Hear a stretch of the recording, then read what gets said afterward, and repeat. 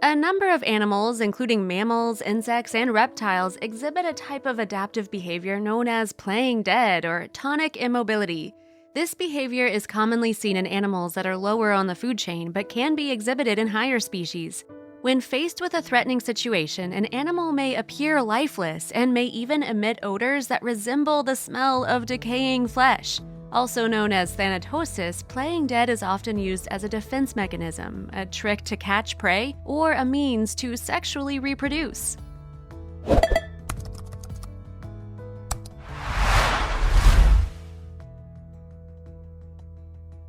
Snakes sometimes pretend to be dead when they sense danger. The eastern hognose snake resorts to playing dead when other defensive displays such as hissing and puffing up the skin around their head and neck doesn't work.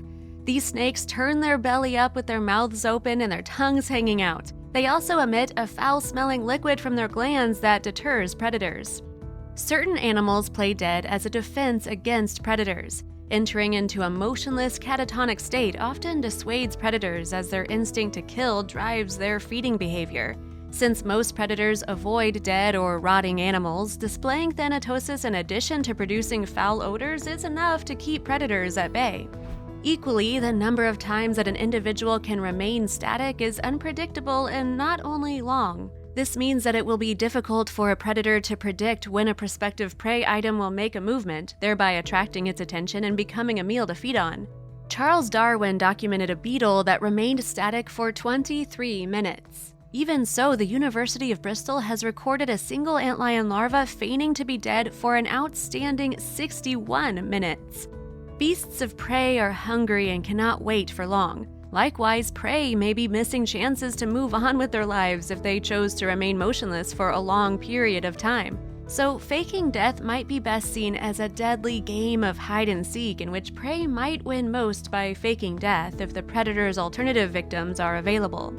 The animal most commonly associated with playing dead is the possum. In fact, the act of playing dead is sometimes referred to as playing possum.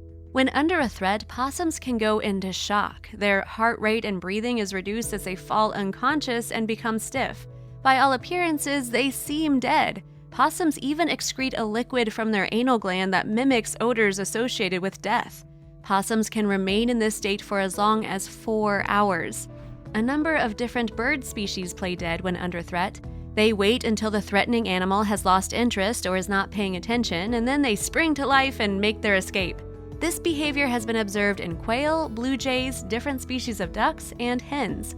When under attack, young fire ant workers of the species Solenopsis invicta play dead. These ants are defenseless, unable to fight or flee. Ants that are just a few days old play dead, while ants that are a few weeks old flee, and those that are a few months old stay and fight. Some beetles pretend to be dead when they encounter predators such as jumping spiders. The longer the beetles are able to feign death, the greater their chances for survival. Some spiders pretend to be dead when facing a predator. House spiders, harvestmen, daddy-long-leg spiders, huntsman spiders, and black widow spiders are known to play dead when they feel threatened. Sexual cannibalism is common in the insect world. This is a phenomenon in which one partner, typically the female, eats the other before or after mating. Praying mantis males, for example, become motionless after mating to avoid being eaten by their female partner. Sexual cannibalism among spiders is also common. Male nursery web spiders present an insect to their potential mate in the hopes that she will be amenable to mating. If the female starts to feed, the male will resume the mating process. If she does not, the male will pretend to drop dead. Should the female start to feed on the insect, the male will revive himself and continue to mate with the female. This behavior is also seen in the Passera mirabilis spider. The male offers the female a gift during a courtship display and copulates with the female while she is eating. Should she turn her attention to the male during the process, the male feigns death. This adaptive behavior increases the male's chances of copulating with the female. Animals also use Thanatosis in order to trick prey. Livingstona cichlid fish are also called sleeper fish for their predatory behavior of pretending to be dead in order to catch prey. These fish will lie down at the bottom of their habitat and wait for a smaller fish to approach. When in range, the sleeper fish attacks and consumes the unsuspecting prey. Some species of Celiphidae beetles also use Thanatosis to get a meal. These beetles pretend to be dead and are carried away by ants to their ant nest. Once inside, the beetle springs to life and feeds on the ant larvae. The research released today in Science Biology Letters journal included evaluating the advantages of faking death in terms of when a predator is visiting a small population of notable prey. Scientists used computer simulations that harness the theorem of marginal value, a model of classical optimization. Professor Nigel R. Franks, study lead author from the School of Biological Sciences, University of Bristol, said, "Imagine you are in a garden full of identical soft fruit bushes. You go to the first bush. Initially, taking and eating fruit is easy and fast, but as you enter the bush in search of more fruit, it becomes harder and harder and also consumes time. At some point, you should make up your mind to go to another bush in search of fruit. You are greedy and you want to consume as much fruit as possible. We use this method to determine a small bird visiting patches of obvious antlion pits and show that antlion larvae that waste most of the predator's time by faking death if they are dropped change the game outstandingly. In short, they embolden the predator to look elsewhere."